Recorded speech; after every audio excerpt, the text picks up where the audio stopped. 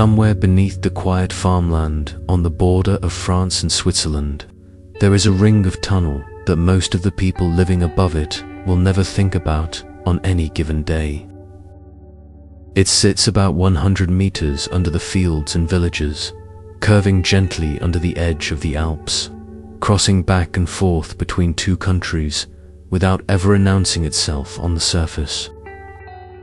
If you stood above it, you would see nothing but grass, roads, small towns, maybe a few cows. And yet down there, in the dark, something is quietly turning our understanding of matter over in its hands, looking for a loose thread. This is the Large Hadron Collider, the largest and most powerful particle accelerator ever built. Its home, the European Organization for Nuclear Research, is known to almost everyone simply as CERN, an old French acronym that stuck around long after the organization's name changed. The collider itself is a ring about 27 kilometers around, which works out to a little over 16 miles. Walking the full loop would take most of a day. The scientists and engineers who work inside the tunnel often get round on bicycles, because walking the distances between experiments would eat up too much of the working day. The idea behind the machine is almost embarrassingly simple to state, even though building it was one of the most difficult engineering achievements in human history. You take two beams of protons, tiny charged particles that live inside the nucleus of every atom, and you accelerate them in opposite directions around the ring until they are moving at nearly the speed of light. Then, at a few chosen points around the loop, you steer the two beams so that they cross paths and slam into each other head-on. Out of that collision sprays a shower of new particles, and buried in that debris are the clues that physicists have spent decades trying to read to get a sense of the speeds involved. A proton racing around the collider at close to the speed of light completes more than 11,000 laps of the full ring every single second. Light itself, if it was somehow forced to travel along the curve of the tunnel instead of a straight line, would barely be able to keep pace. Steering something moving that quickly requires enormous magnetic force, so the tunnel is lined with thousands of powerful superconducting magnets. To make those magnets work, they are cooled down to a temperature colder than empty interstellar space, just a couple of degrees above absolute zero, the coldest temperature physically possible. At that temperature, the magnets can carry enormous electrical currents without any resistance at all, which is the only way to bend beams moving that fast without the whole system melting itself apart.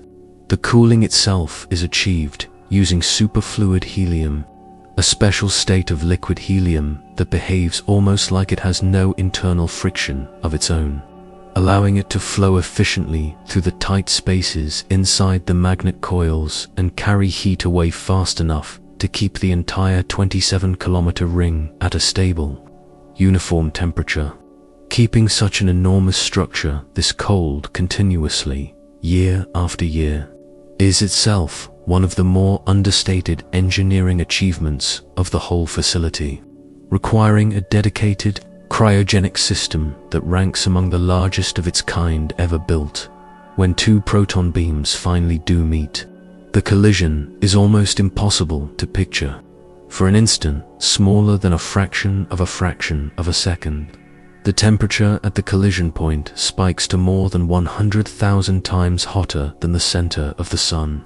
In that flicker, the collider recreates, in miniature, conditions that have not existed anywhere in the universe since a tiny fraction of a second after the Big Bang. It is, in a very real sense, a time machine, except it only runs backward. Instead of waiting for ancient starlight to arrive from across the universe, the way an astronomer looks into the past just by looking upward, physicists at CERN manufacture a tiny piece of the deep past on purpose, over and over, 40 million times every second. Rewind the history of the universe far enough, and everything we know starts to dissolve. Stars, planets, and empty space are all fairly recent developments, cosmically speaking. Go back further, past the point where atoms could even hold themselves together, and you reach an era when the universe was an unimaginably hot, dense fog of loose particles. Physicists call this fog the quark-gluon plasma.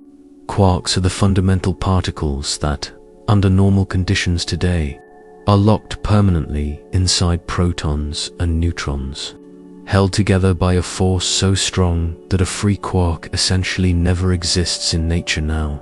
Gluons are the particles that carry that force, doing the job their name suggests, gluing quarks together. But in the first instance, after the Big Bang, the universe was so hot that this glue essentially melted, and quarks and gluons moved around independently, in a state that behaves less like a gas and more, strangely, like a fluid, when the Large Hadron Collider smashes together heavy ions instead of ordinary protons. It can briefly recreate a droplet of that same primordial soup. The droplet lasts only a vanishing instant before it cools, and the quarks lock back together into ordinary particles. But in that instant, scientists get to study the behavior of the very early universe directly, rather than only inferring it from cosmic background, light, or mathematical models. One of the strange things they have found is that this ancient soup is an extraordinarily good fluid, flowing with almost no internal friction at all, more smoothly than water, more smoothly than nearly anything else ever measured. Every one of these droplets is like a page torn from the opening chapter of cosmic history, a chapter that ordinarily has no direct witnesses at all. Studying this primordial fluid is the specific purpose of the ALICE detector, one of the 4 major experiments built around the collider ring, and it requires briefly switching the machine's normal operating mode away from ordinary protons and toward much heavier atomic nuclei, typically lead, since heavier nuclei produce a larger, longer-lived, and easier to study droplet of plasma upon collision.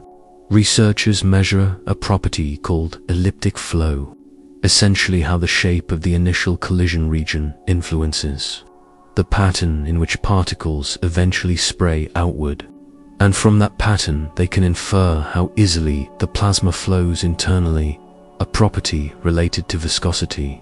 The surprising result that this superheated soup of quarks and gluons flows with almost no internal friction at all, behaving more like an idealized, nearly perfect fluid than like an ordinary gas of loosely interacting particles, was itself a significant surprise when first observed at an earlier heavy ion collider in the United States, and the Large Hadron Collider's heavy ion program has since confirmed and extended that picture at considerably higher energies, allowing physicists to trace how the properties of this ancient fluid changed as the infant universe continued to cool and expand.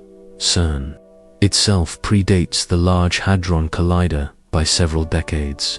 The organization was founded in 1954, in the years following the Second World War, as a deliberately international project intended in part to rebuild scientific collaboration across a continent that had recently been divided by conflict.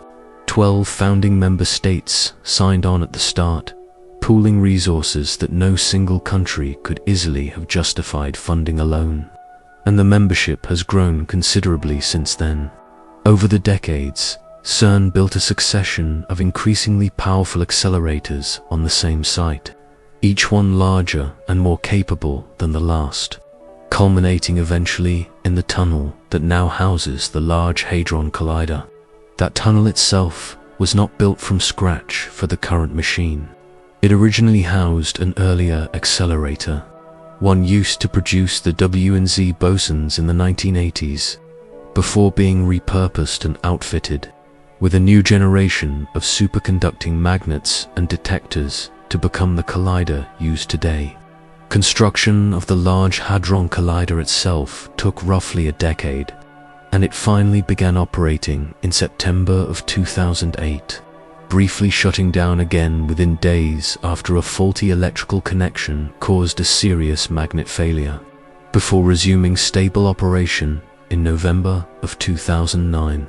The particles that collide inside the ring are not scattered randomly around the detectors afterward without any structure. Each detection point along the ring is surrounded by an enormous, purpose-built instrument, and the two largest of these, Atlas and CERN, were deliberately designed and built by two entirely separate international collaborations, each involving thousands of scientists from dozens of countries, specifically so that any potential discovery could be checked and confirmed independently, using different hardware, different software, and different analysis teams before being accepted as genuine. The Atlas detector stands roughly as tall as a 6-story building and weighs in the range of 7,000 tons. The CMS detector is more compact in overall size, but considerably denser, weighing in at around 12,500 tons, heavier than several dozen fully loaded jumbo jets stacked together. Both instruments are built around powerful magnets that bend the paths of charged particles flying outward from a collision. Lighter particles curve sharply, heavier particles curve more gently. And by tracking that curvature precisely across many layers of sensors, physicists can reconstruct the identity, energy, and trajectory of nearly everything produced in a given collision, despite the fact that most of what they are studying lives and dies in a fraction of a second. A third major detector, LHCb, takes a different design approach entirely. Rather than surrounding the collision point on all sides, the way Atlas and CMS do, it is built more like a single forward-pointing arm, optimized specifically to capture particles that emerge close to the direction of the original proton beams, which happens to be exactly where B mesons and their decay products are most likely to appear. This specialized design is part of why LHCb became the natural home for the kind of extremely delicate, rare decay measurements that eventually produced the penguin anomaly. A fourth major detector, ALICE, is optimized differently still, built specifically to study the heavy ion collisions that briefly recreate the quark-gluon plasma described earlier, allowing physicists to study the properties of that primordial, ultra-hot fluid in careful detail. All of this effort, the enormous ring, the extreme cold, the extraordinary energies, exists to serve one underlying goal: testing the theoretical framework that physicists use to describe the fundamental particles and forces of nature. That framework goes by an intentionally understated name.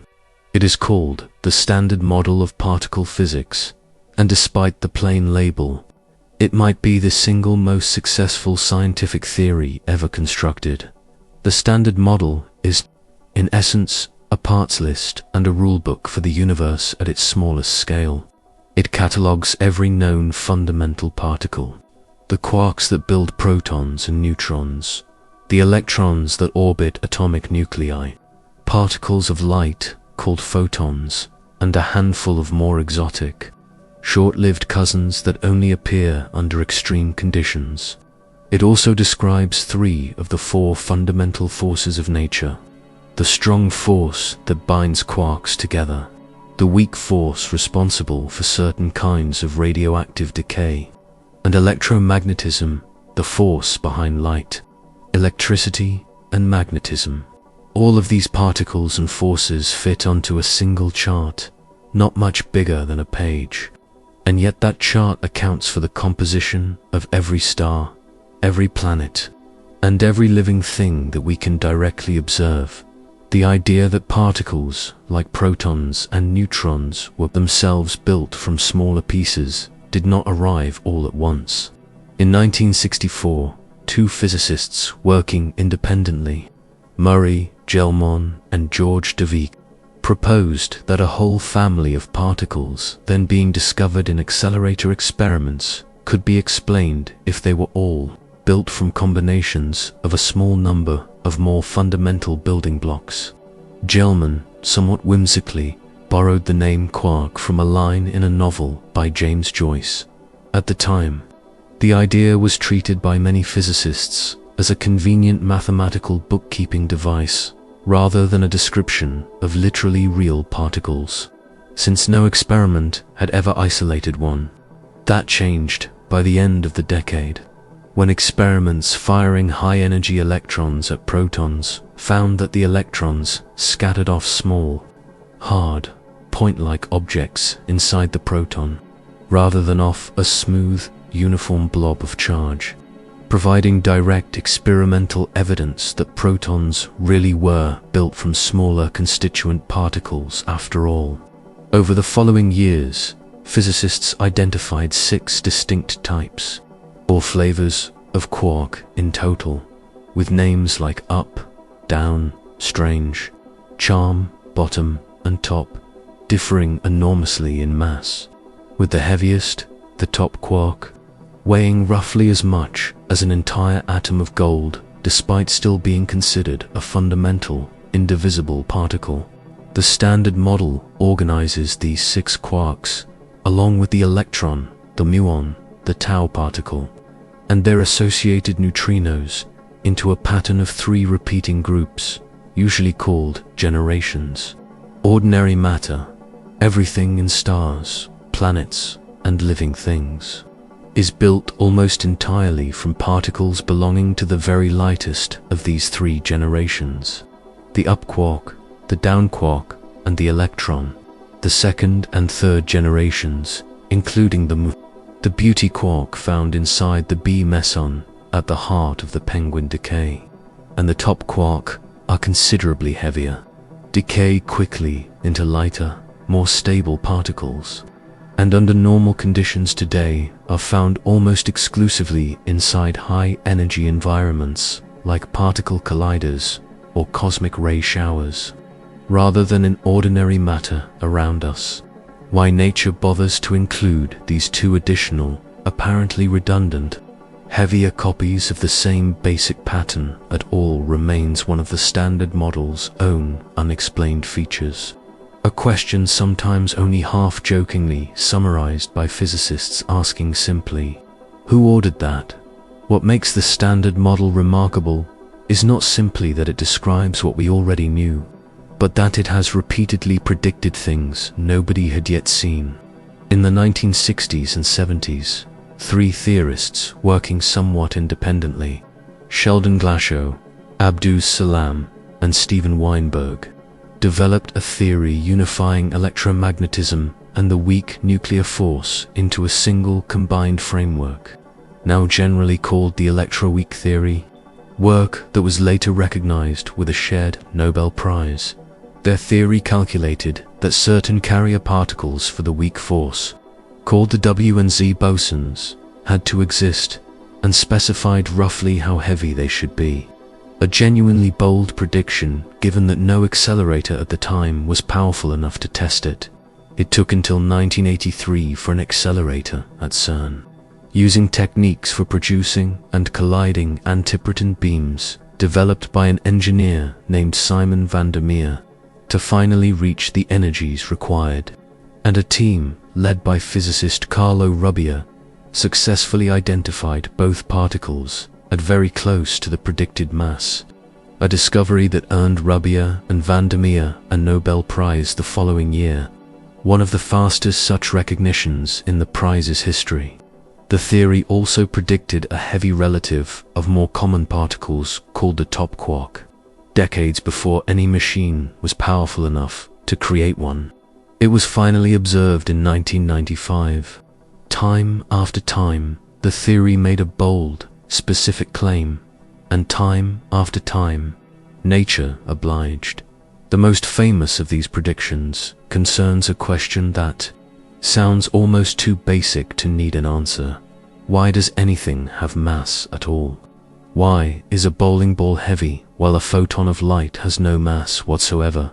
In the 1960s, several groups of physicists working around the same time, largely independently, arrived at closely related versions of the same underlying idea. A Belgian pair, François Inglet and Robert Brout published their version first in the summer of 1964, followed shortly afterward by a paper from a quiet Scottish theorist named Peter Higgs, whose paper was notable partly for explicitly pointing out that the theory predicted a new, detectable particle, a detail that helped his name become permanently attached to both the field and the particle. A third group, including Gerald Guralnick, Carl Hagen, and Tom Kibble, published an independent, closely related version soon after. All of these physicists proposed a version of the same strange and elegant idea. They suggested that space itself, every point of it, is filled with an invisible field. As particles move through this field, they interact with it to different degrees, and that interaction is what we perceive as mass. Particles that barely interact with the field, like photons, remain massless and can travel at the speed of light. Particles that interact strongly with it are dragged down, given weight, made heavy. It is sometimes explained with the image of walking through a swimming pool. Some people, imagined as more slippery, glide through with barely any resistance. Others, imagined as bulkier, feel the water clinging to them at every step, slowing them down. The Higgs field works something like that pool. Except instead of filling one room, it fills the entire universe. And instead of water-resisting bodies, it resists the motion of fundamental particles, converting that resistance into the property we call mass. For nearly 50 years, this was an elegant hypothesis without direct proof. To confirm the Higgs field was real, physicists needed to detect a corresponding particle, a tiny ripple in that invisible field called the Higgs boson. The trouble was that this particle, if it existed, would be extremely heavy by particle standards and would decay into other particles almost instantly after being created, making it exceptionally hard to catch. Finding it was one of the central reasons the Large Hadron Collider was built in the first place. On July 4, 2012, after years of collisions and painstaking analysis by two independent detector teams, physicists at CERN announced they had found it. Peter Higgs, in his 80s by then, was in the audience and was famously moved to tears watching the confirmation of an idea. He had proposed as a young man decades earlier. The discovery of the Higgs boson was more than an abstract triumph.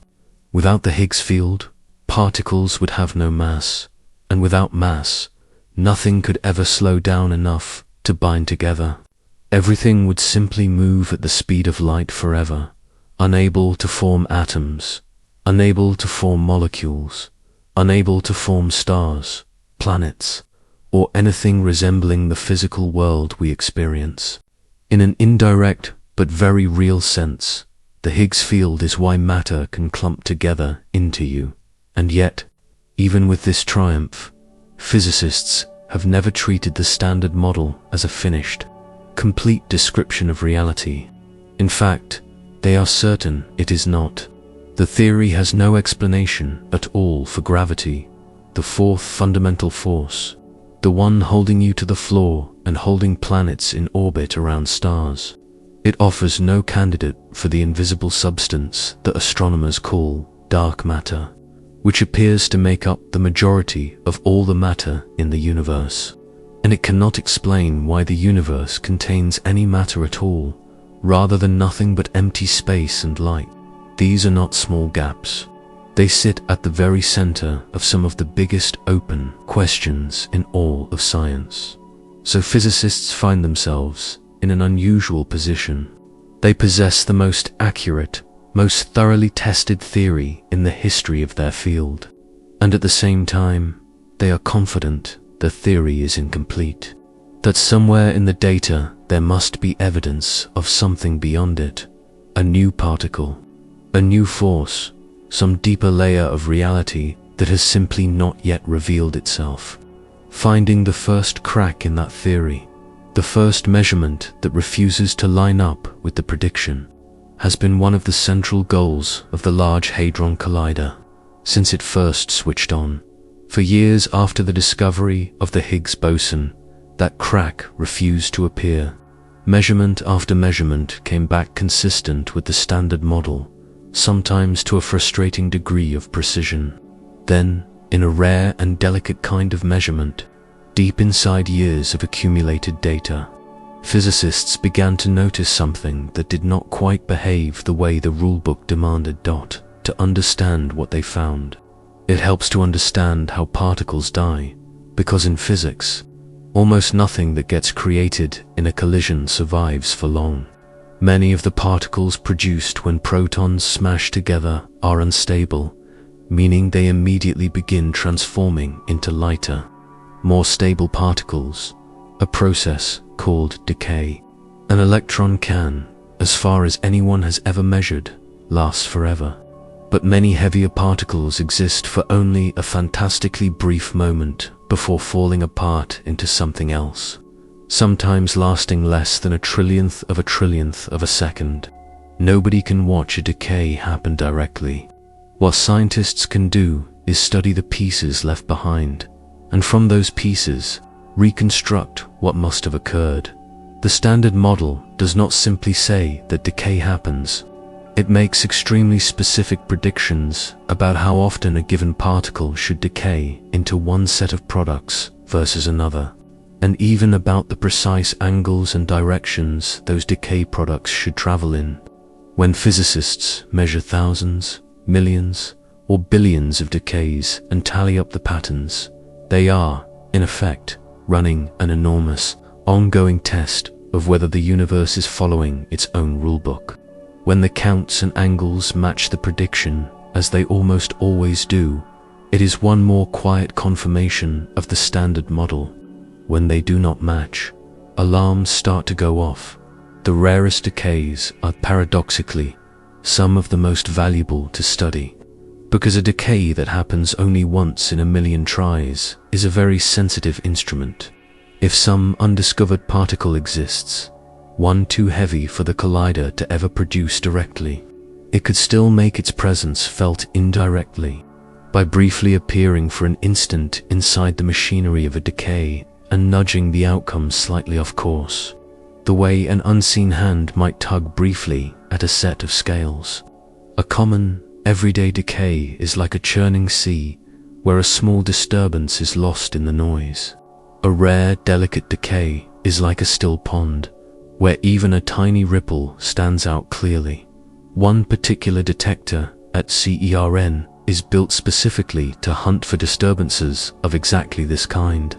It is called LHCb, and unlike the two enormous general-purpose detectors, Atlas and CERN, which are designed to search broadly for entirely new particles appearing directly in collisions, LHCb specializes in studying how certain heavy particles decay, watching for the smallest deviations from what theory predicts.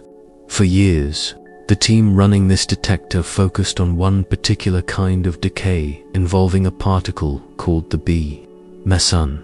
A meson is a short-lived particle formed in the aftermath of a proton collision, built around a heavier building block called a beauty quark, sometimes also called the bottom quark, since quark naming has never followed any strict, formal convention, but rather grew out of a somewhat playful tradition among physicists in the 1970s, the same loose spirit that later produced the penguin nickname itself. Most of the time, when a meson decays, it does so in ordinary, well-understood ways, but roughly once in every million decays, it falls apart into four specific particles at once: two lighter particles called a kaon and a pion, and a pair of heavier cousins of the electron called muons. This particular decay pathway carries an unusual nickname within the field. Physicists call it a penguin decay. The story behind the name is almost comically mundane. In the 1970s, a physicist lost a friendly wager and, as a condition of the bet, had to work the word penguin into his next scientific paper.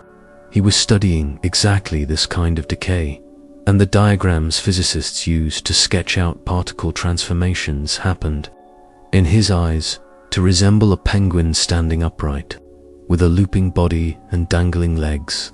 The joke stuck, and now, decades later, serious researchers at CERN discuss penguin decays with entirely straight faces.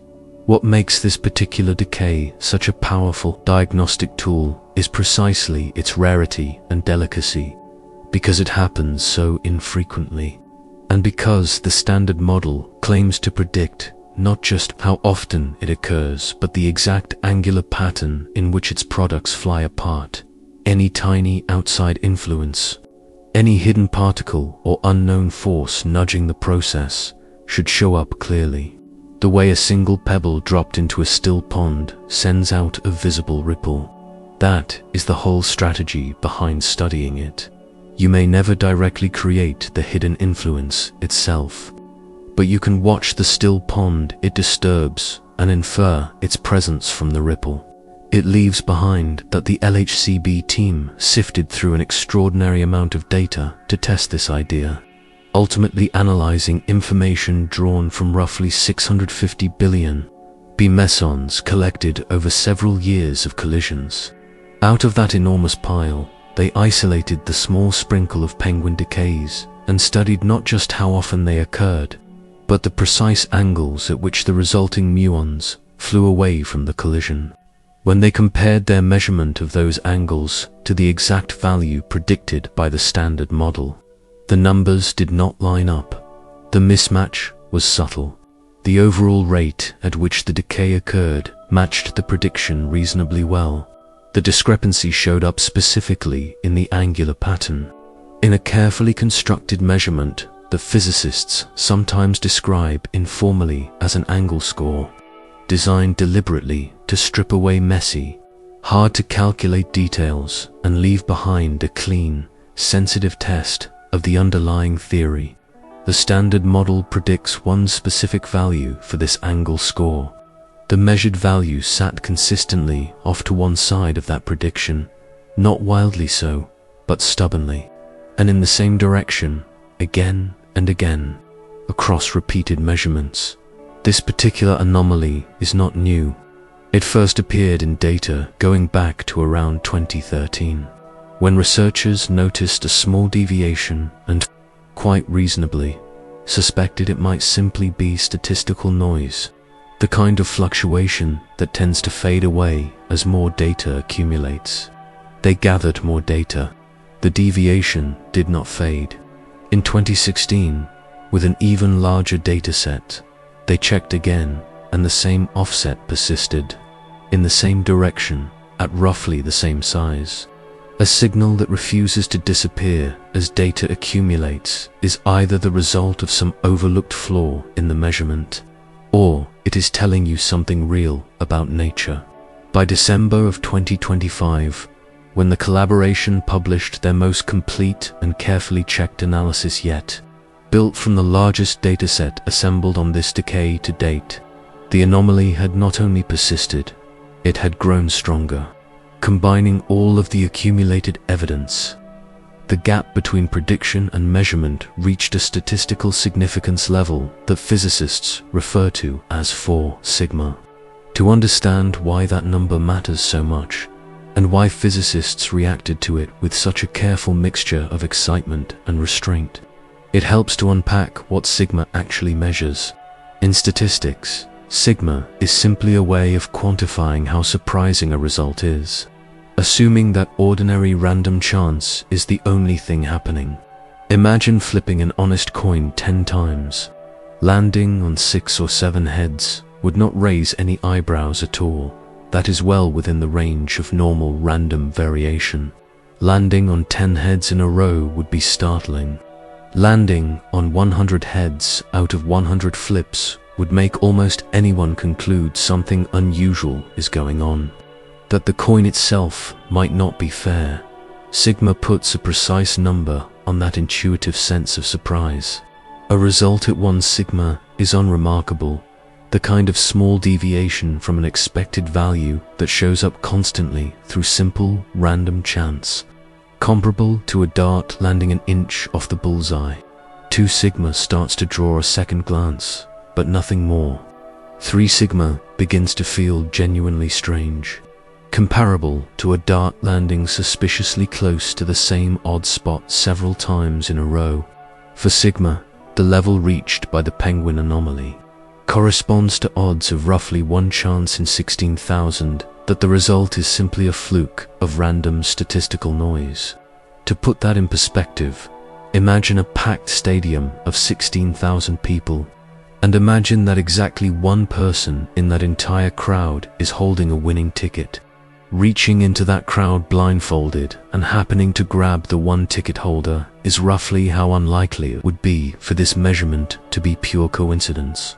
In almost any other scientific or medical field, odds like that would already be treated as strong, even conclusive, evidence. If a new medical treatment demonstrated that level of reliability in a clinical trial, it would likely be considered a significant finding.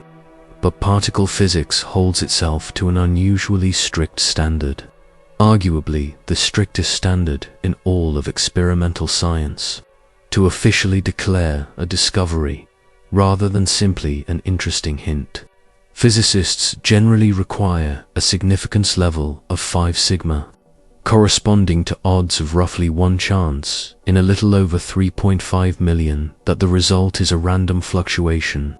This is exactly the threshold that both the ATLAs and CMS collaborations independently crossed on the same day in July of 2012 when the Higgs boson was finally confirmed, which is part of why that announcement was treated immediately as a genuine, settled discovery rather than merely a promising hint. In sharp contrast to how the penguin anomaly continues to be discussed today, beyond simply setting a high statistical bar, physicists working on measurements like this one also take deliberate steps to prevent their own expectations or hopes from unconsciously influencing the result, using a technique often called blind analysis.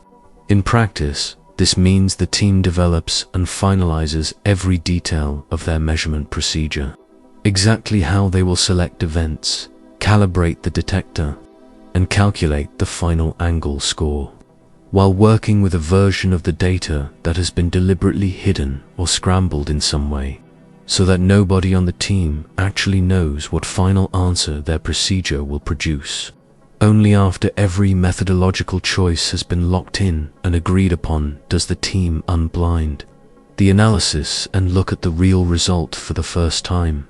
This procedure exists specifically to prevent a well-documented human tendency, even among careful, honest scientists, to unconsciously make small methodological choices that nudge a result toward a hoped-for outcome, without any deliberate intent to bias the analysis.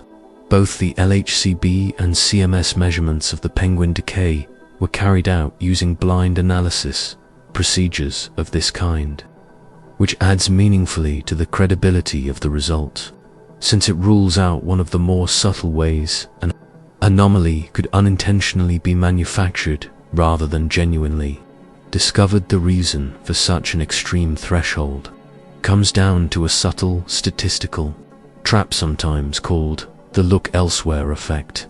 CERN is not running a single experiment and checking a single number.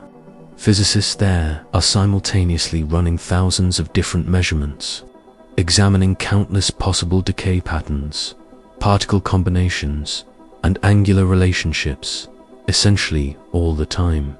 If a coincidence with odds of 1 in 16,000 can occur by pure chance, then across tens of thousands of independent measurements, it becomes almost statistically inevitable that some measurement, somewhere, will happen to drift that far from prediction purely by accident, without any new physics being involved at all. It is a bit like a very large lottery. Any individual ticket has vanishingly small odds of winning, but if enough tickets are sold, somebody is virtually guaranteed to win eventually.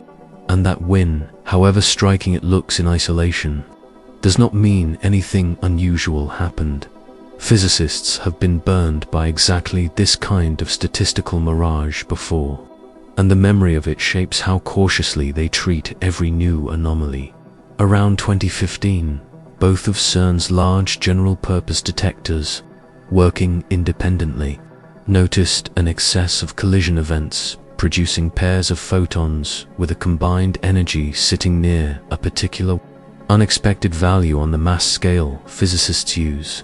It was the classic signature researcher's dream about the kind of localized bump that would suggest a brand new, previously unknown particle briefly forming and then decaying into that telltale pair of photons. Crucially, both independent detectors, run by separate teams using different hardware, saw the same bump in the same place, which is normally one of the strongest arguments that a result is not simply an instrumental glitch. The bump sat at a statistical significance of roughly 3 to 4 sigma, strong enough to ignite enormous excitement across the field. In the months that followed, researchers around the world produced several hundred theoretical papers attempting to explain what kind of new particle could be responsible, what it might mean for physics beyond the standard model, and how it might connect to other open mysteries. Then more data came in. Physicists reran their analysis with a larger dataset, expecting the bump to grow taller and eventually cross the discovery threshold. Instead, it shrank, then it flattened, then it disappeared entirely. The whole excess had been an accidental, temporary pile-up of ordinary background events that happened to cluster together and mimic the appearance of a genuine signal. Exactly the kind of statistical illusion that the look elsewhere effect warns can occur when so many different measurements are being checked simultaneously. That episode, along with a handful of similar false alarms at other laboratories over the decades, is why physicists studying the penguin anomaly refuse to celebrate prematurely. No matter how persistent the deviation looks, or how many independent detectors report seeing it. And in this particular case, the deviation has, in fact, now been observed by more than one detector. While LHCb specializes in exactly this kind of delicate decay measurement, the much larger and more general-purpose CMS detector, built by an entirely separate collaboration using different hardware, different software, and independent analysis methods, has also measured related decays involving this same class of particle and found a deviation drifting away from the standard model prediction in the same direction by a broadly similar amount. Their measurement carried larger uncertainties than the more specialized LHCb result, but both detectors were pointing at the same underlying discrepancy. This kind of agreement between two independent experiments matters enormously in physics, because a flaw specific to one detector's hardware or software would be extraordinarily unlikely to reproduce itself in the same direction and roughly the same magnitude inside a completely different machine built and analyzed by a different team. A lone for sigma result from a single experiment is exactly the kind of thing experienced physicists have learned to view skeptically, given the history of similar hints fading away. A consistent deviation observed independently by two separate collaborations is a meaningfully different situation. Even though it still falls short of the formal 5 sigma discovery threshold, even with two detectors in apparent agreement, there remains one significant loophole that keeps the standard model formally intact, and it involves a piece of theoretical calculation so difficult that no one has yet managed to complete it with full confidence. The angle score that physicists compare against the standard model prediction depends, in part, on the behavior of particles called charm quarks, which can briefly and fleetingly appear inside the machinery of the penguin decay itself, like uninvited extras slipping into a photograph. Accounting precisely for the effect of these fleeting charm quarks requires an extremely complex calculation involving the strong nuclear force, a calculation that remains, even with today's best theoretical tools, too imprecise to fully trust. In keeping with the tradition established by the penguin nickname, physicists have taken to calling this troublesome contribution the charming penguin. If the effect of these transient charm quarks turns out to be larger than current calculations suggest, it could account for some or even all of the observed deviation without requiring any new particle or force at all, reducing the entire mystery to an underappreciated piece of ordinary, already known physics. The best available calculations currently suggest that the charm quark contribution is too small to explain the full size of the deviation on its own, which leans in favor of something genuinely new being responsible. But because the calculation itself is acknowledged to be imprecise, that conclusion cannot yet be stated with full confidence. The situation currently balances on a knife's edge. On one side, two independent detectors observing the same crack, and calculations suggesting the known physics cannot fully explain it. On the other side, a stubborn theoretical uncertainty that could, in principle, still account for the entire effect, if the anomaly is not simply an artifact of the imperfect calculation. Then something is reaching into this decay and nudging its outcome away from what known physics predicts. And physicists cannot yet see that something directly. This is not as strange a situation as it may first sound. Science has solved problems like this before, using a strategy sometimes compared to watching a door swing open in an empty room. You never see the hand that pushed it, but by carefully studying exactly how it moved, how far and in what direction, you can learn a surprising amount about the invisible cause. More than a century ago, physicists studying certain forms of radioactive decay noticed that energy seemed to go missing during the process. Violating a fundamental conservation law, they inferred that some undetected particle must be carrying the missing energy away. It took roughly 80 years from that first clue until the responsible particle, the neutrino, was finally detected directly, confirming an idea that had existed only as an inference for generations. Physicists have a small number of candidate explanations for what could be tugging on the penguin decay. If the effect turns out to be real new physics, rather than an artifact of the charm quark calculation, one possibility is the existence of a fifth fundamental force of nature, in addition to gravity: electromagnetism, the strong force, and the weak force, one so faint and so rarely felt that it has escaped detection until now. Such a force, if it exists, could exert just enough influence on this particular decay to produce the observed shift. Another candidate is an entirely new kind of particle, one that would act as a bridge connecting to families of particles that the standard model otherwise keeps strictly separate, essentially opening a hidden channel of influence between parts of the particle world that were assumed to be unconnected. Either possibility, if eventually confirmed, would represent the first solid evidence in half a century that the standard model has genuine gaps, rather than simply unanswered questions about things it does not attempt to address. Like gravity or dark matter, physicists have, for decades, developed a range of broader theoretical frameworks intended to extend or replace the standard model, largely motivated by exactly these kinds of unanswered questions, and any confirmed new physics discovered through the penguin anomaly would likely be examined first against these existing proposals. One prominent example is a framework called supersymmetry, which proposes that every known fundamental particle has a heavier, as yet undiscovered partner particle, differing in a specific quantum mechanical property called spin.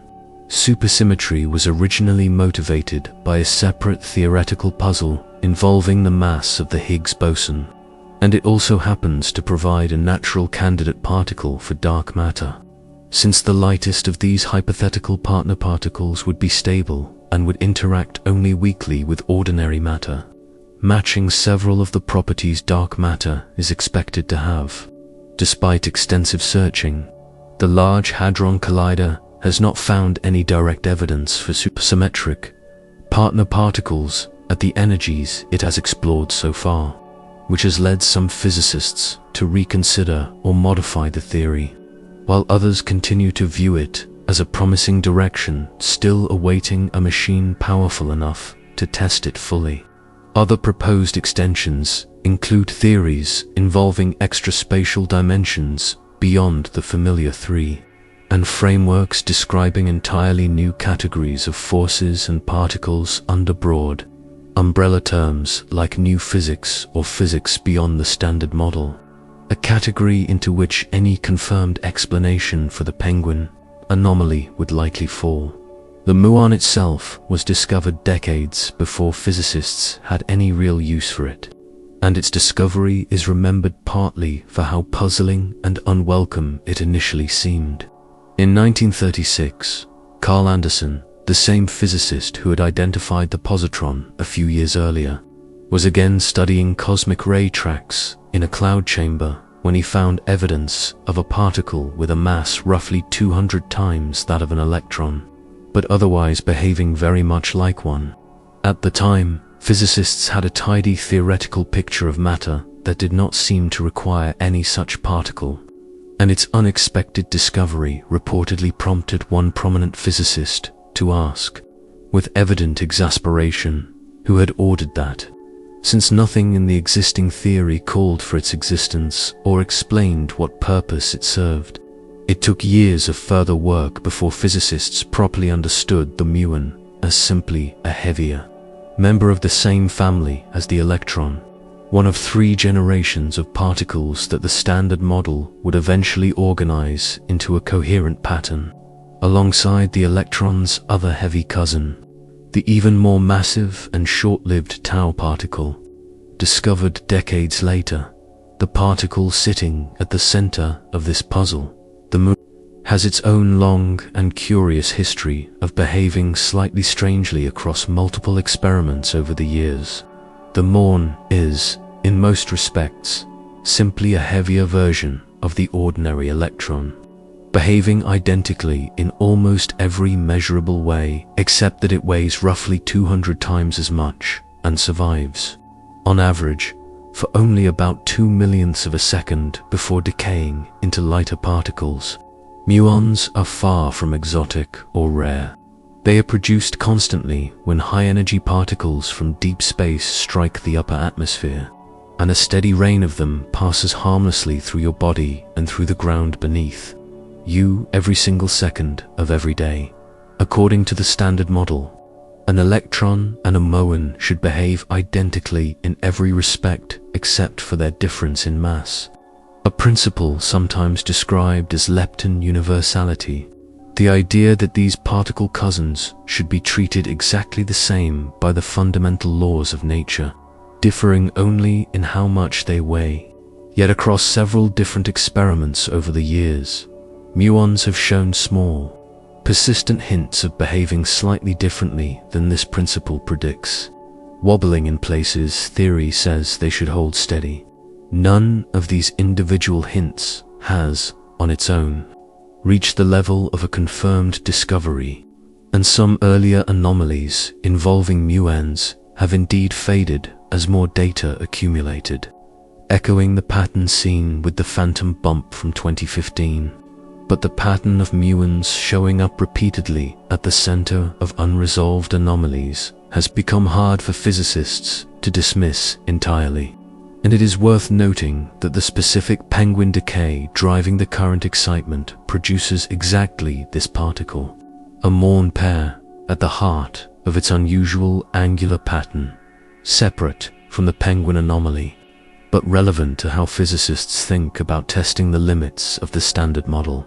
A related and independently famous measurement involving muons has been carried out at Fermilab in the United States. That experiment examines an extremely subtle magnetic property of the muon, essentially how the particle wobbles like a tiny spinning top when placed inside a strong magnetic field, a property physicists can predict from the standard model with extraordinary precision and can also measure, directly in the laboratory with comparable precision. For years, measurements of this wobble, first carried out at a laboratory in New York and later refined at Fermilab, using a specially built ring that was physically transported from one facility to the other, have shown a small but persistent tension between the measured value and the theoretical prediction, once again hovering in the range of 4 to 5 sigma, depending on exactly which theoretical calculation is used for comparison, and once again facing its own version of the charming penguin problem, since one of the key theoretical inputs relies on a difficult calculation involving the strong force that different research groups have not yet fully reconciled. Taken together, these various muon-related anomalies, the penguin decay, the magnetic wobble, and other smaller hints scattered across the field, have led some physicists to wonder aloud whether nature might, in some subtle way, treat this particular particle differently than its lighter cousin, for reasons not yet understood, a question that remains entirely open. The history of particle physics also includes a useful reminder that not every anomaly, even a striking one, survives scrutiny, and one particular episode from the Collider era illustrates this especially well. In 2011, an experiment called OPERA, studying neutrinos sent through the Earth from CERN to a detector in Italy, reported a startling result. The neutrinos appeared to be arriving very slightly earlier than a beam of light making the same trip would, suggesting they might be traveling faster than the speed of light itself, a result that would have overturned one of the deepest pillars of modern physics if confirmed. The finding caused an immediate sensation, given how directly it seemed to challenge Einstein's theory of relativity. Physicists worldwide reacted with intense interest mixed with substantial skepticism, given how many previous foundational theories had survived far more demanding tests. Within months, the collaboration itself identified the culprit, a loose fiber optic cable connection in their timing equipment, which had introduced a small but consistent error into their measurement. Once the cable was properly reseated, the anomaly vanished completely, and subsequent measurements confirmed neutrinos travel at essentially the speed of light, exactly as expected. The episode is frequently cited within the field as a lesson in exactly the kind of caution that now governs how the penguin anomaly is being treated. A reminder that even results announced with genuine confidence by careful, competent scientists can occasionally trace back to a mundane instrumental cause rather than new physics. When the Large Hadron Collider was first preparing to switch on in 2008, a wave of public anxiety spread around the world, fueled by concern that a machine capable of recreating such extreme energies might accidentally produce a microscopic black hole capable of consuming the Earth from the inside.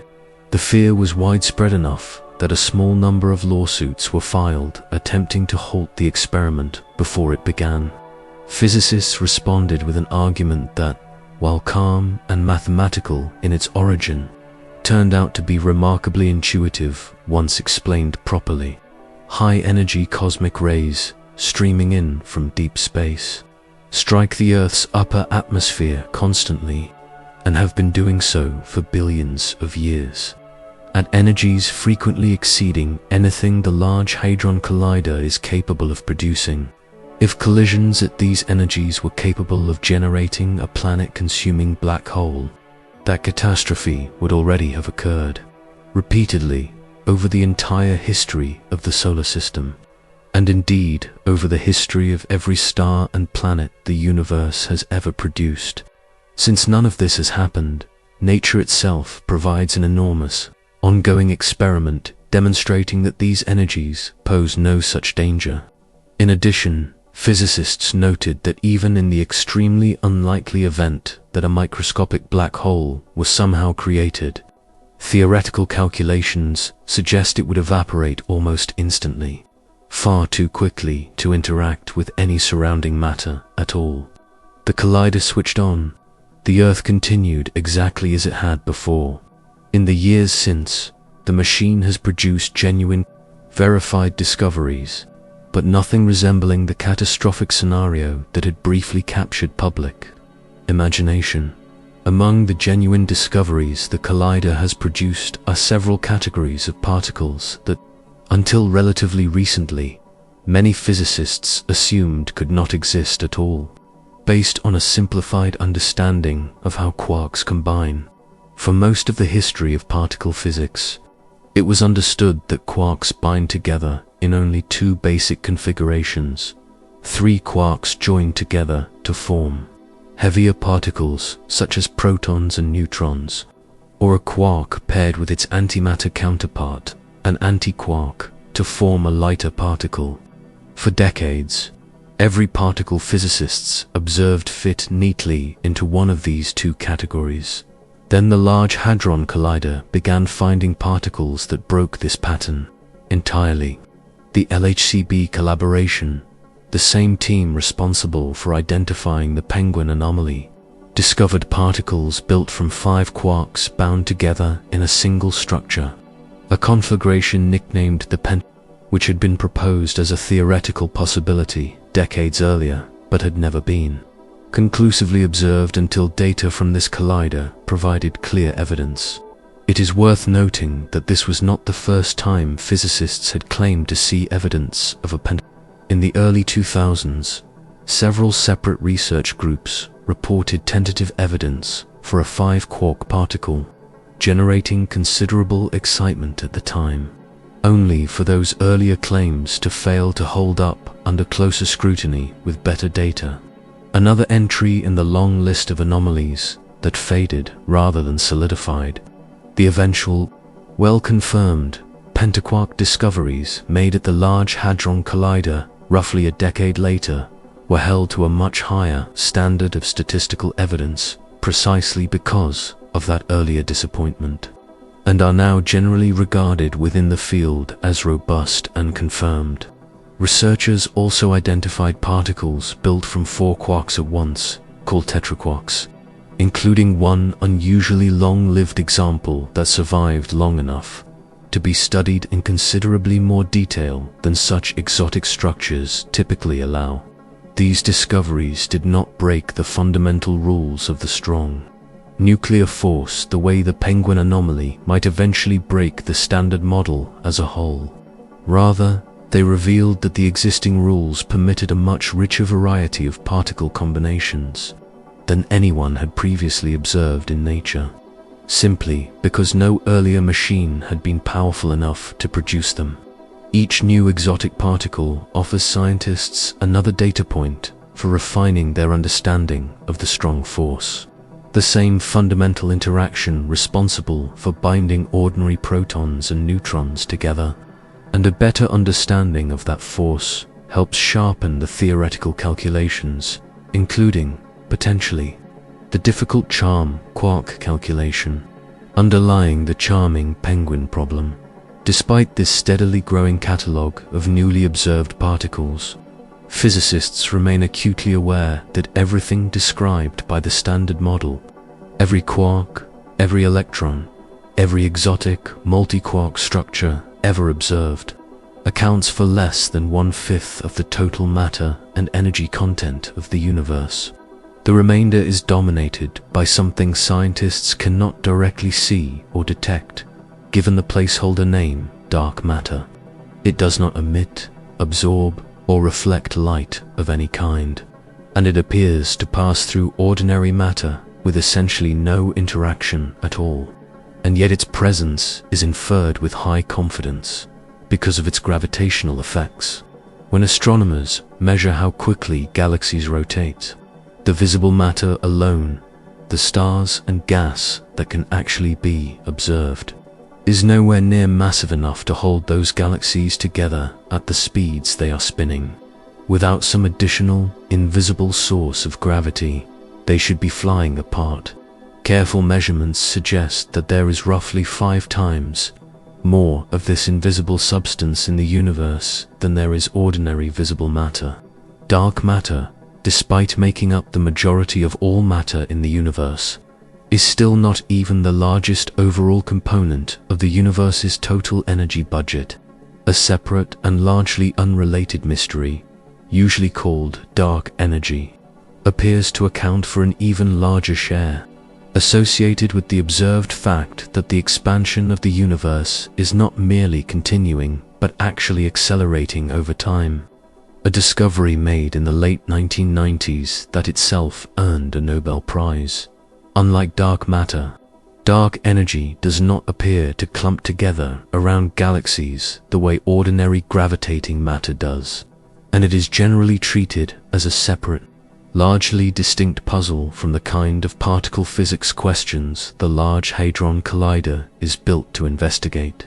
Though some more speculative theoretical frameworks attempt to connect the two mysteries at a deeper level, one hope motivating experiments at the Large Hadron Collider is that a sufficiently violent collision might occasionally produce a dark matter particle directly. If dark matter is indeed made of some undiscovered fundamental particle, the same way ordinary collisions have produced other rare and exotic particles, detecting it directly is exceptionally difficult. However, because by definition, dark matter would pass straight through the detectors without leaving any trace at all, physicists instead search for it indirectly by carefully totaling up all of the measurable energy before and after a collision. If some energy appears to have simply vanished, escaping detection entirely, that missing energy could indicate an undetected particle carrying it away unseen. Despite years of careful searching using this method, no confirmed signal of dark matter has yet emerged from the collider's data. That absence is itself informative, gradually narrowing down which theoretical models of dark matter remain plausible, even though it has not yet solved the underlying mystery. The collider has, however, succeeded in detecting a different, notoriously elusive particle for the first time in this specific context, the neutrino. Neutrinos are extraordinarily light, carry no electric charge, and interact with matter so weakly that enormous numbers of them can pass directly through solid objects, even through an entire planet, without striking a single atom along the way. Roughly 100 trillion neutrinos, most originating from nuclear reactions inside the Sun, pass through an ordinary human body every single second, entirely unnoticed. For a long time, physicists assumed that neutrinos produced inside the Large Hadron Collider's own collisions would simply escape undetected, exactly as solar neutrinos do.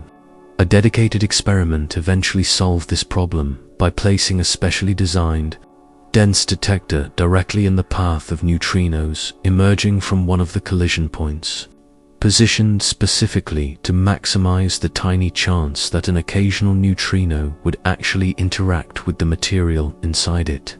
The approach worked, and researchers successfully detected neutrinos produced by a particle collider for the first time, opening up an entirely new way to study these particles at energy ranges that had never previously been explored using this method. Neutrinos are of particular interest partly because of their own peculiar behavior.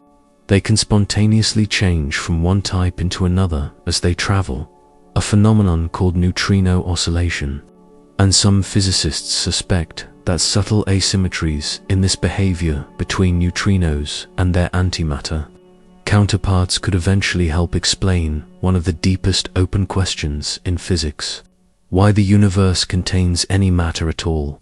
This oscillating behavior was itself only firmly established near the end of the 20th century. Through experiments studying neutrinos produced both in the Sun and in the Earth's atmosphere, work carried out largely at underground observatories in Japan and Canada, and later recognized with a Nobel Prize in 2015. The discovery was significant partly because it demonstrated that neutrinos, originally assumed within the Standard Model to have exactly zero mass, must actually possess a tiny but non-zero mass in order for this kind of oscillation to occur at all. A small but important gap in the original theory that has since been incorporated into extended versions of the Standard Model, separately from anything happening inside. The Large Hadron Collider.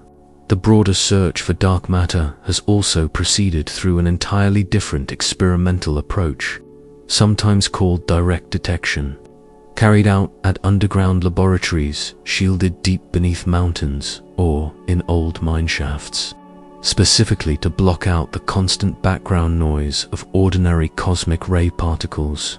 These experiments use large tanks of extremely pure liquid, often liquid xenon, and wait patiently for the rare possibility that a passing dark matter particle might collide directly with an atomic nucleus inside the tank, producing a tiny, detectable flash of light or electrical signal. Despite years of increasingly sensitive searching by multiple such experiments around the world, none has yet reported a confirmed detection, steadily ruling out large portions of the range of properties a dark matter particle could plausibly have, without yet identifying what it actually is. The combination of these underground direct detection efforts and the collider-based search for missing energy represents two complementary strategies converging on the same unanswered question from different directions. That question, the question of why matter exists rather than nothing, traces directly back to the earliest moments after the Big Bang, and to one of the strangest and most consequential rules in all of physics. Whenever pure energy converts into matter, it does not create matter alone. It always creates matter and antimatter together in exactly equal amounts. Antimatter is, in essence, a mirror image of ordinary matter, made of particles with the same mass but opposite electric charge. And when a particle of matter meets its corresponding antimatter particle, the two do not simply collide, they annihilate each other completely, converting their entire combined mass into a burst of pure energy, with nothing solid left behind. Applying this rule strictly to the earliest moments of the universe leads to a troubling conclusion.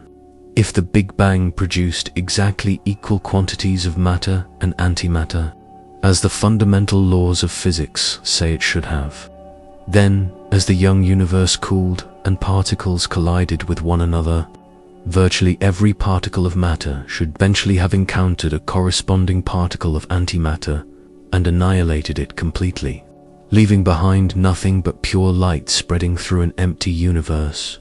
No stars, no planets, no chemistry, no life. And yet, plainly, that is not what happened. The universe today is filled overwhelmingly with ordinary matter, and antimatter is exceedingly rare, found only in tiny amounts produced under very specific laboratory or astrophysical conditions. The only way to resolve this contradiction is to conclude that the Big Bang did not, in fact, produce perfectly equal amounts of matter and antimatter after all. There must have been a very slight imbalance favoring matter from the very beginning. Current estimates suggest the imbalance was extraordinarily small, something in the range of one extra particle of matter for every billion matched pairs of matter and antimatter that were created and subsequently annihilated each other. Nearly everything cancelled out in a vast cosmic annihilation, and the tiny sliver of surviving matter, the one particle left over out of each billion pairs, is what eventually assembled itself into every star, every planet, and every living thing that exists today, including you. The obvious question this raises is what could have caused matter and antimatter to be created in slightly unequal amounts in the first place, given that the fundamental laws of physics, on paper, appear to treat them symmetrically. Physicists refer to any violation of this expected symmetry as a symmetry violation, and the first experimental hint of such a violation was discovered back in 1964 in a class of particles called kaons by two physicists named James Cronin and Val Fitch, work that was later recognized with a Nobel Prize. Before their experiment, physicists had generally assumed that the laws of physics would look identical if you simultaneously flipped every particle into its antimatter counterpart and viewed the whole system in a mirror. A combined symmetry, usually referred to by the shorthand CP, standing for charge and parity. Cronin and Fitch, studying the decay of neutral kaons, found a small but unmistakable violation of this combined symmetry. At a rate of only a few parts in 1,000, but real and reproducible. It was the first direct evidence that nature does not always treat matter and antimatter as perfect mirror images, providing the first concrete foothold for the idea that a similar asymmetry, if it existed more broadly across other particle families, might eventually explain why any matter survived the Big Bang at all. A Russian physicist named Andrei Sakharov had, in fact, already outlined in 1960 the general conditions that would need to be satisfied for the universe to end up with more matter than antimatter, and a symmetry violation of exactly this kind was one of the 3 conditions he identified as necessary, confirming that a similar violation also appears in the more common particles that build ordinary matter, as the 2025 LHCb measurement did. Extends Cronin and Fitch's original 1964 finding into a much more directly relevant part of the particle landscape, even though, as noted, the size of the effect discovered so far still falls well short of what is needed to fully explain the survival of the visible universe. That original discovery, however, was confined to one narrow, relatively exotic family of particles, and for decades, physicists could not confirm whether the same kind of asymmetry also applied to the more ordinary particles that actually make up the visible matter in stars, planets, and living things. The particles built from the same basic ingredients found in every proton and neutron in 2025. The LHCb collaboration finally closed part of that gap, studying a heavier, short-lived relative of the everyday particles that make up ordinary matter, tracking how it decayed compared to how its antimatter counterpart decayed. If matter and antimatter were perfectly symmetric, both versions should have decayed at exactly the same rate. They did not.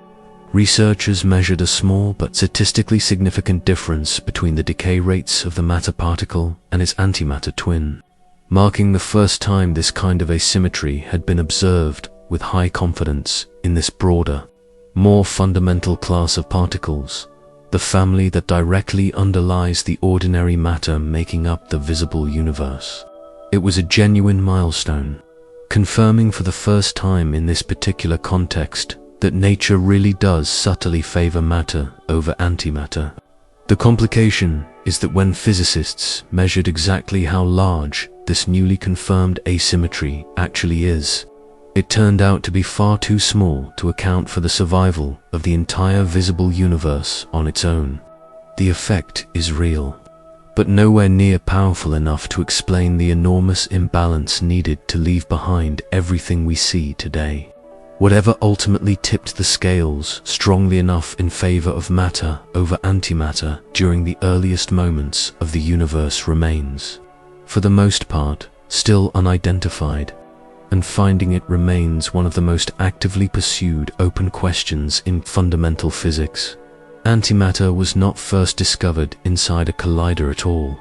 It was first predicted on paper, well before anyone had observed it in nature. In 1928, a British physicist named Paul Dirac was working through the mathematics of combining quantum axiomatic with special relativity to properly describe the electron, and found that his equations admitted a second, seemingly unphysical solution alongside the ordinary electron, one describing a particle with identical mass but opposite electric charge. At first, this extra solution looked like an odd mathematical artifact to be explained away rather than a genuine prediction. Just a few years later, in 1932, an American physicist named Carl Anderson studying tracks left by cosmic ray particles in a cloud chamber, observed a particle that curved in a magnetic field exactly the way an electron would, except in the opposite direction, indicating a positive rather than negative charge.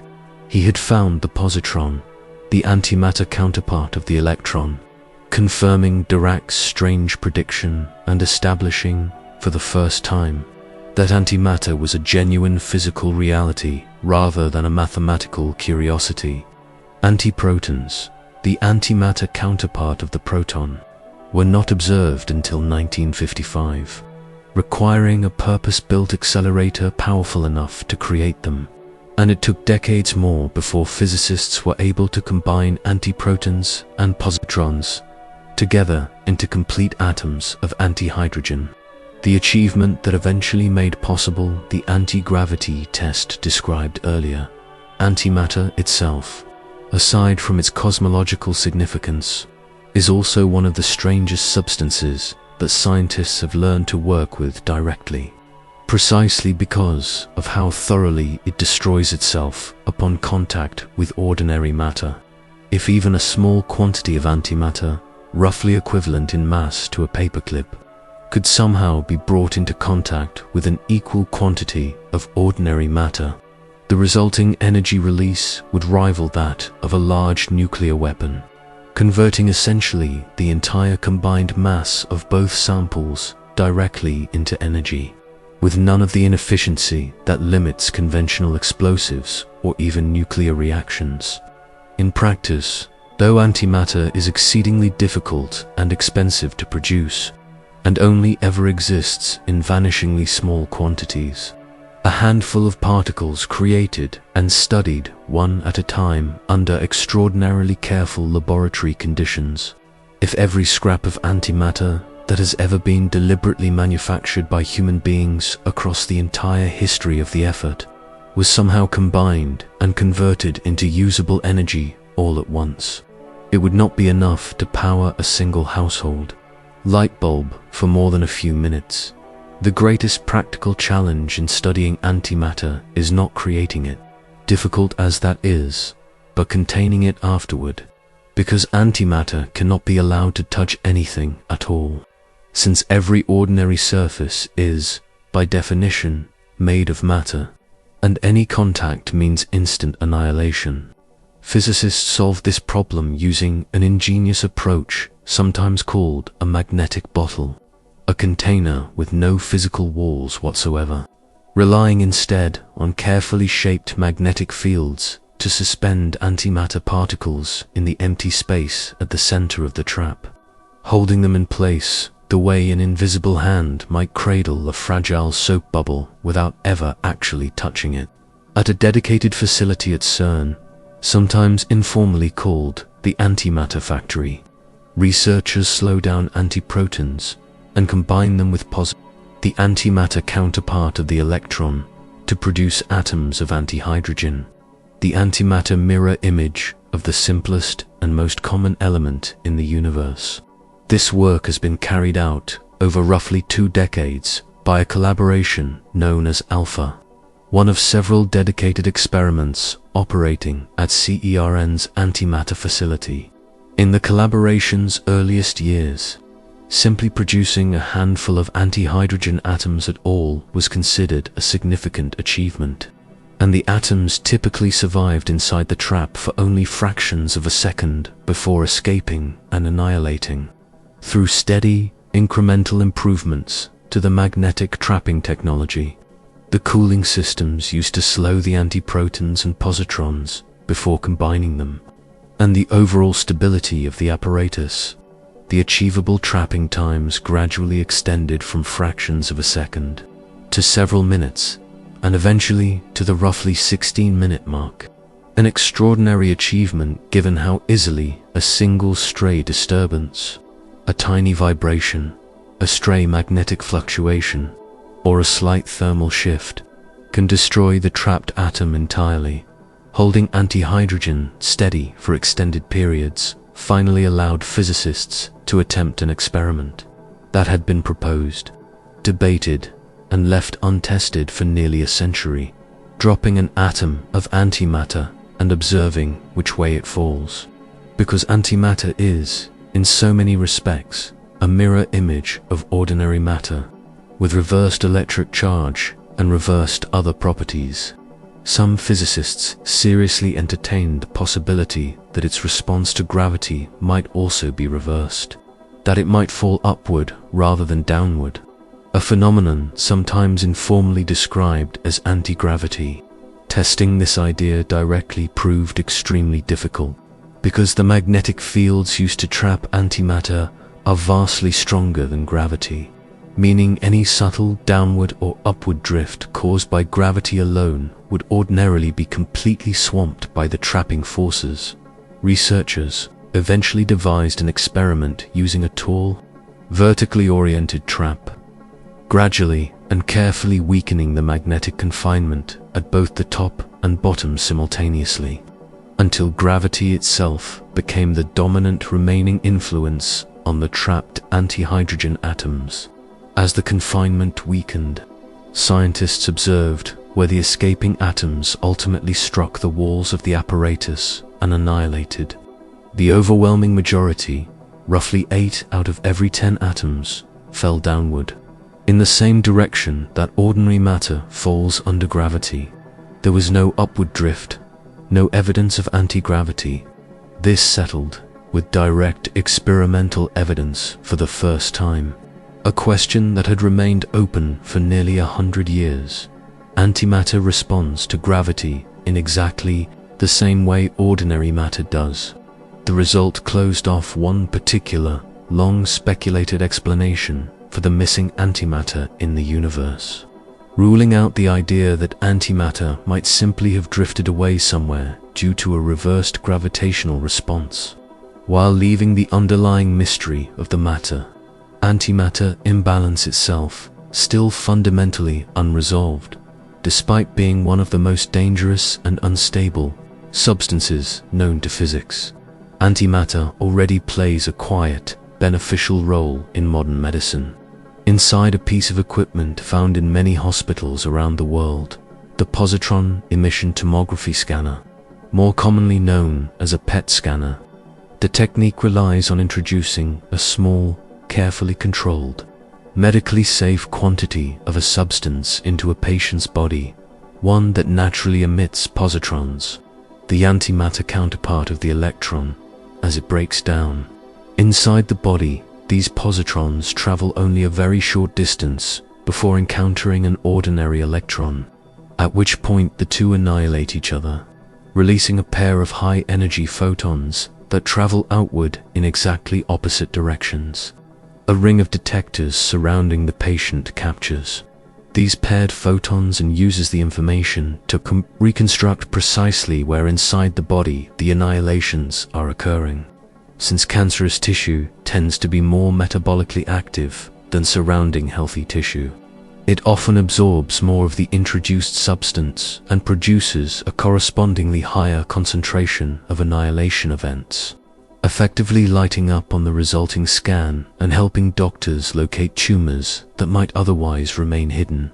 The underlying physics behind this technology, the annihilation of matter and antimatter producing a pair of oppositely directed photons, had been understood by physicists since the 1930s, not long after the positron itself was discovered. But it took several more decades of engineering development before the idea could be turned into a practical medical imaging device. The first working scanners of this kind were developed and tested in the 1970s, and the technology has been steadily refined ever since, today forming a standard part of cancer diagnosis and treatment monitoring in hospitals around the world, frequently combined with other imaging methods like computed tomography scanning to produce a single, detailed picture showing both the physical structure of the body and the metabolic activity happening within it. It is a striking illustration of how research pursued purely to satisfy fundamental scientific curiosity about the nature of matter and antimatter eventually produced one of medicine's genuinely valuable diagnostic tools. None of this, the ring itself, the 4 major detectors, the antimatter facility, or the ongoing analysis of the penguin anomaly, could realistically be accomplished by any single country or institution acting alone. And this fact shapes how the entire enterprise is organized. Each major detector collaboration involves thousands of physicists, engineers, and students from dozens of countries, spanning a wide range of political relationships, working together on shared instruments and shared datasets, often for decades at a stretch. Since a single physicist's career may span the entire lifetime of a single detector, from its initial proposal and construction through years of data taking and analysis. Individual scientific papers describing major results, including the papers reporting the penguin anomaly itself, frequently list author rosters running into the hundreds or even low thousands of names, reflecting contributions ranging from designing individual detector components to writing the software that filters and reconstructs collision data. This scale of collaboration is sometimes described within the scientific community as big science, a term used to distinguish it from the smaller, more individually driven research projects that characterized earlier eras of experimental physics. And CERN, since its founding in the aftermath of a devastating war, has often been held up as a model for how large-scale international scientific cooperation can function even among countries with otherwise strained political relationships. Behind every one of these discoveries and measurements, whether it concerns the Higgs boson, exotic multi-quark particles, neutrino detection, matter-antimatter asymmetry, or the ongoing penguin anomaly, sits an almost unimaginably large volume of raw data that must be collected, filtered, and analyzed. Collisions inside the Large Hadron Collider occur roughly 40 million times every second, and each one produces a spray of particles recorded in fine detail by the surrounding detectors. Storing every single one of these collision events would be entirely impractical, generating far more raw information than existing computer storage worldwide could reasonably absorb. To manage this, extremely fast onboard computing systems make split-second decisions about which collisions look potentially interesting enough to save, discarding the vast majority of ordinary, uninteresting events almost instantly and retaining only a small fraction for further study. Even after this aggressive filtering, the volume of retained data each year remains far too large for any single computer, or even any single research institution, to process alone. To solve this problem, CERN and its partner institutions built one of the largest distributed computing networks ever assembled, linking together thousands of computers at research centers spread across dozens of countries on multiple continents. When an interesting collision event is recorded, the resulting data can be transmitted almost instantly to this worldwide network, where the analysis workload is divided among thousands of participating computers working in parallel, effectively functioning as a single planet-spanning research instrument, built for the specific purpose of interpreting the results of particle collisions. Finding the penguin anomaly required sifting through the equivalent of roughly 650 billion individual particle decays, a search that would have been essentially impossible without this kind of globally distributed computing infrastructure. As significant as the current penguin anomaly already is, one of the most important facts about the situation is that the analysis, published in December of 2025, was based on data collected only through an earlier stretch of the collider's operational history. In the time since that dataset was assembled, the Large Hadron Collider has continued running, continuing to record new collisions at the same steady pace, and researchers now have access to roughly 3 times as much relevant data on this specific decay as the original headline analysis was built upon.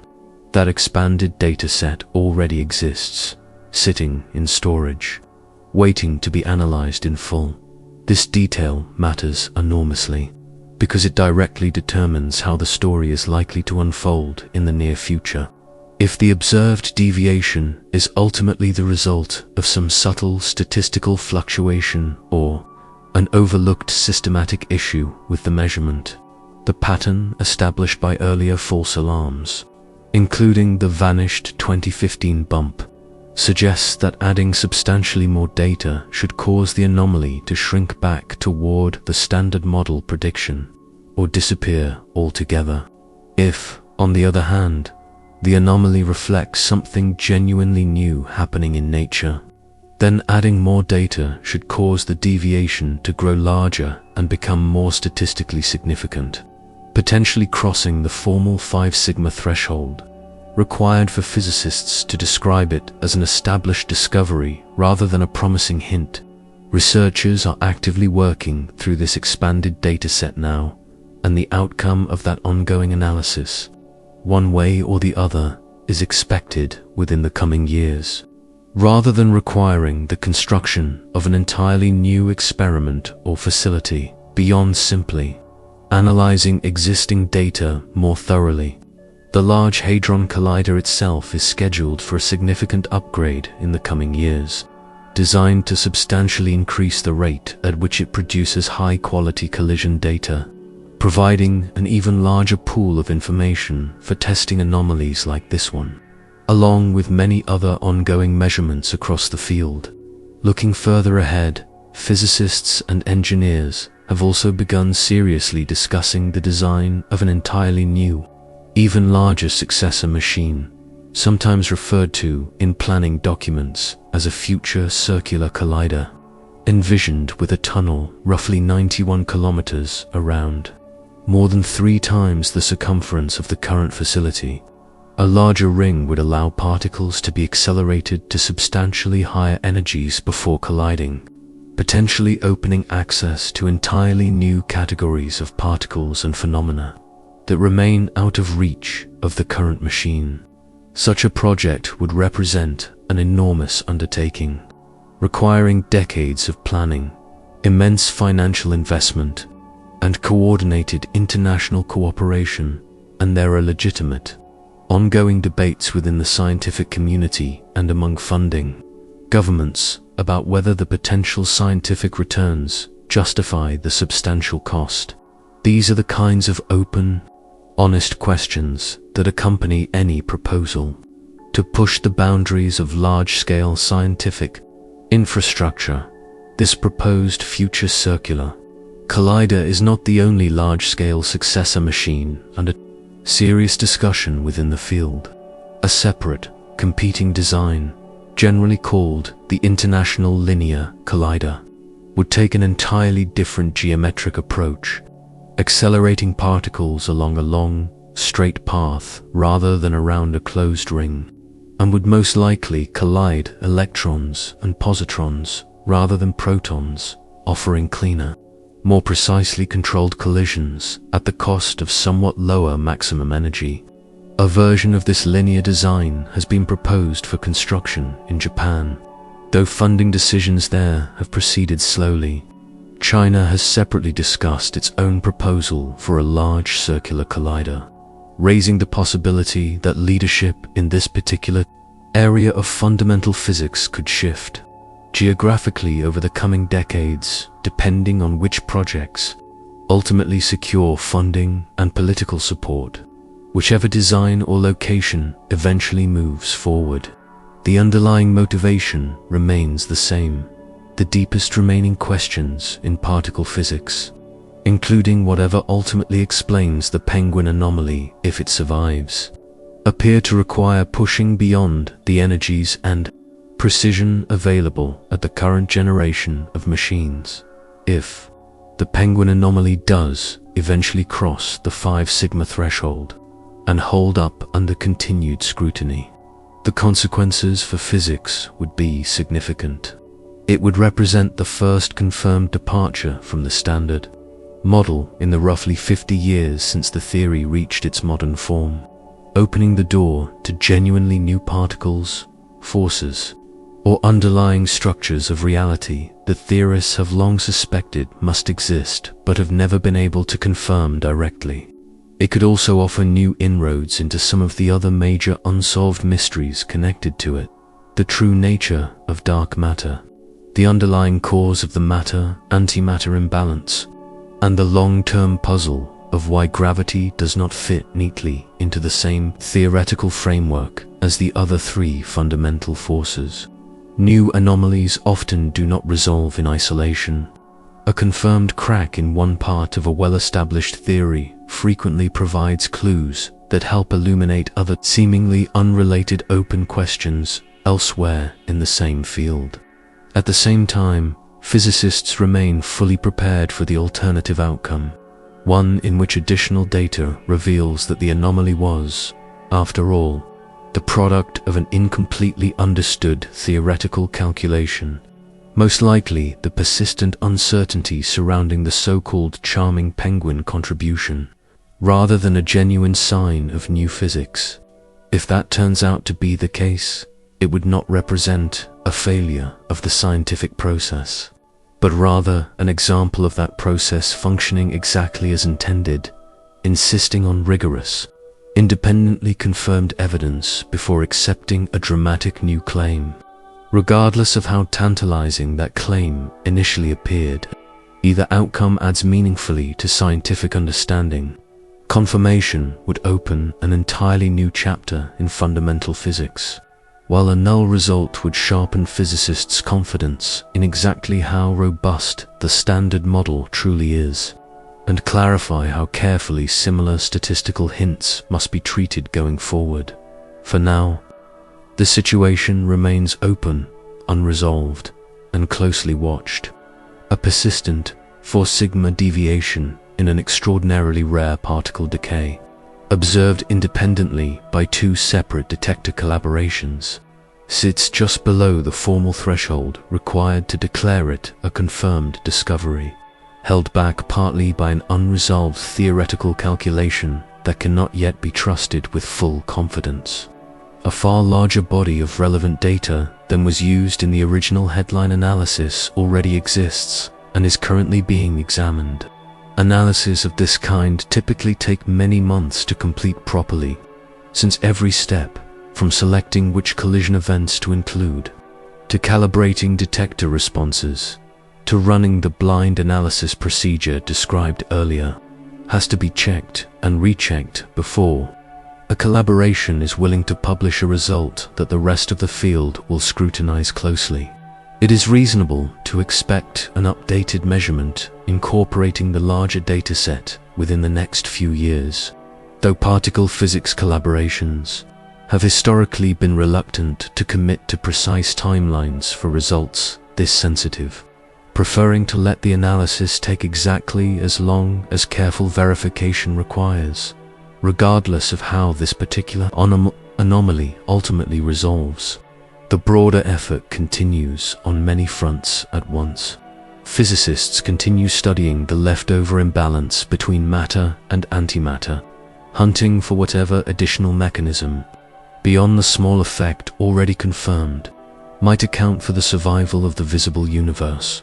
The search for the true nature of dark matter continues both underground, in shielded detectors waiting patiently for a single rare collision with an ordinary atomic nucleus, and inside the collider itself, in the continuing hunt for telltale gaps in the energy books of a collision. The catalogue of newly detected exotic particles, built from unconventional combinations of quarks that were assumed impossible only a few decades ago, continues to grow, gradually sharpening physicists' understanding of the strong force that binds ordinary matter together. And underlying all of it is the same extraordinarily large machine, built through the cooperation of dozens of nations, buried quietly beneath the fields and villages of 2 countries, still running, still colliding protons together 40 million times every second, still adding to an already enormous archive of data that scientists around the world will spend years carefully sifting through. Whether the penguin anomaly eventually rewrites part of the standard model, joining the Higgs boson and the confirmed matter-antimatter asymmetry as one of the collider's landmark discoveries, or whether it quietly fades the way the 2015 Diffeton bump and the faster-than-light neutrino claim once did. The underlying process will have worked exactly as intended. Nature does not owe physicists a dramatic answer on any particular timeline, and the discipline of waiting for 5 sigma, of running blind analyses, of demanding independent confirmation from separate detectors before believing a result, exists precisely because the alternative, chasing every promising hint as though it were already a confirmed discovery, has a long and well-documented history of leading brilliant people astray. For now, the wobble persists, the data keeps accumulating, and somewhere in a mountain of collision records already sitting in storage, the universe has already quietly decided which way this particular story will end. Physicists simply have not finished reading it yet. That quiet, patient willingness to keep gathering evidence rather than declare victory early is, in its own way, one of the most human things about this entire story. A reminder that curiosity paired with discipline tends to outlast excitement paired with certainty, and so the story rests here for now, unfinished, patient, and quietly waiting on a mountain of already recorded data for its next chapter.